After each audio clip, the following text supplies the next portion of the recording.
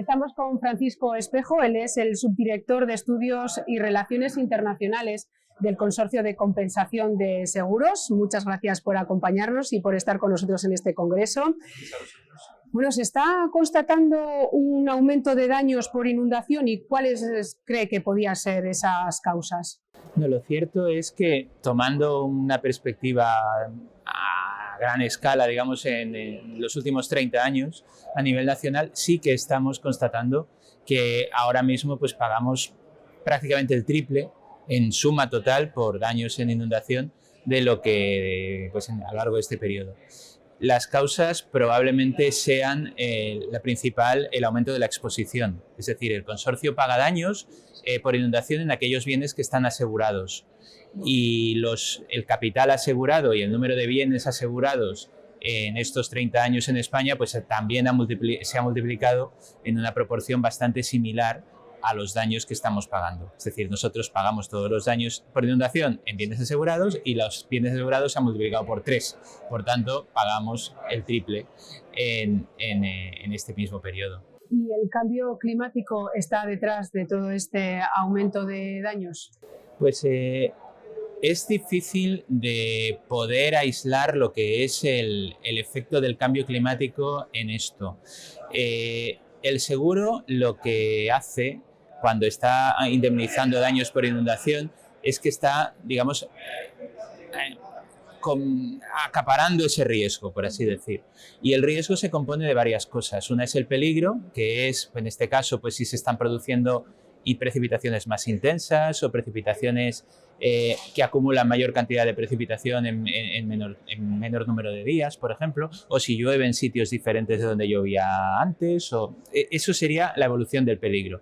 Pero eso hay que multiplicarlo con la exposición, que era lo que comentaba antes. Es decir, ahora tenemos más bienes asegurados, tenemos más bienes expuestos.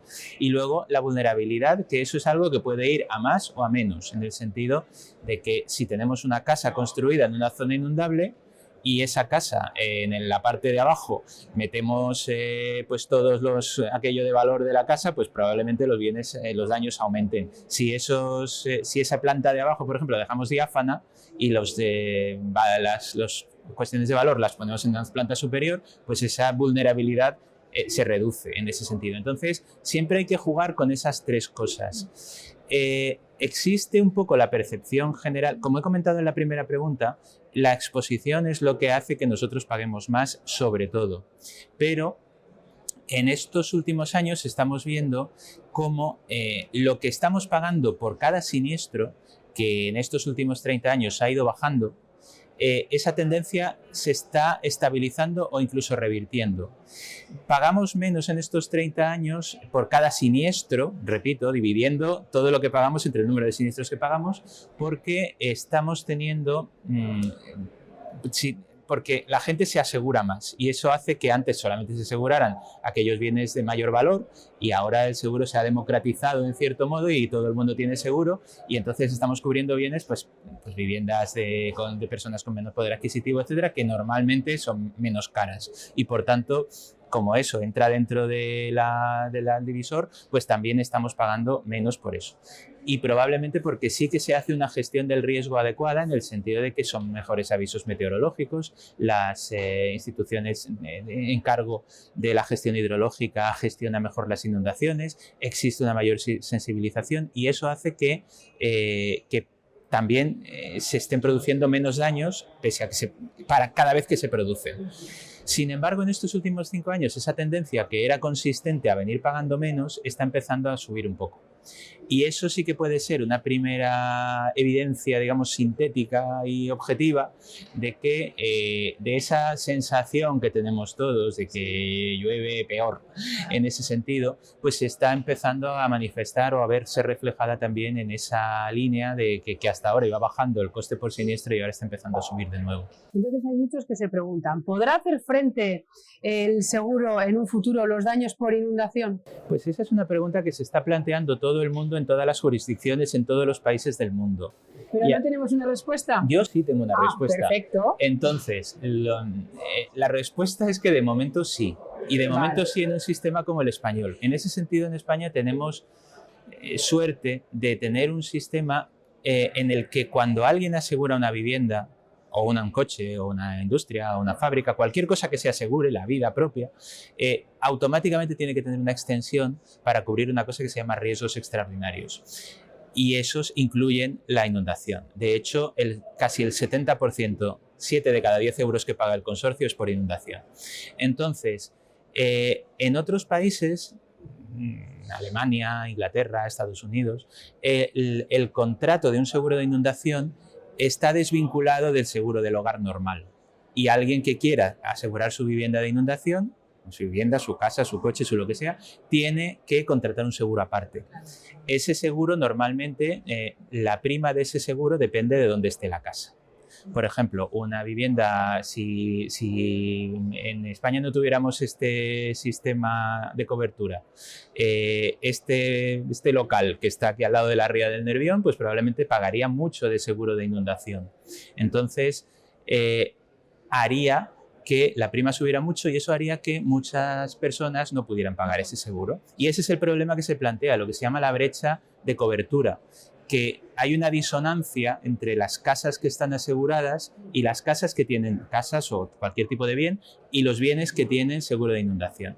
En España, como ese tema lo tenemos atado porque obligatoriamente hay que extender la cobertura a los riesgos extraordinarios y esa cobertura la presta el consorcio mediante el pago de un recargo que es relativamente barato, porque nosotros no miramos si esta vivienda está al lado del Nervión o no, sino que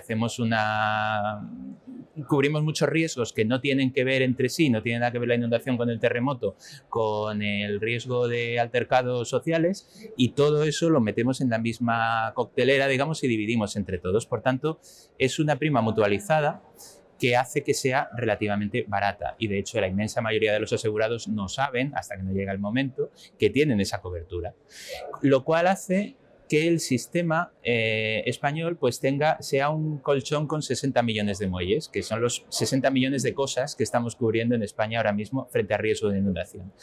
Si ese riesgo aumenta mucho, hay muchos muelles para repartir el peso. En las zonas que tienen un seguro que depende de dónde esté el bien localizado y que ya es caro de por sí, si el cambio climático agrava esto y todo hace indicar que lo va a agravar, esa tensión va a ser todavía mayor y esa brecha de cobertura puede aumentar.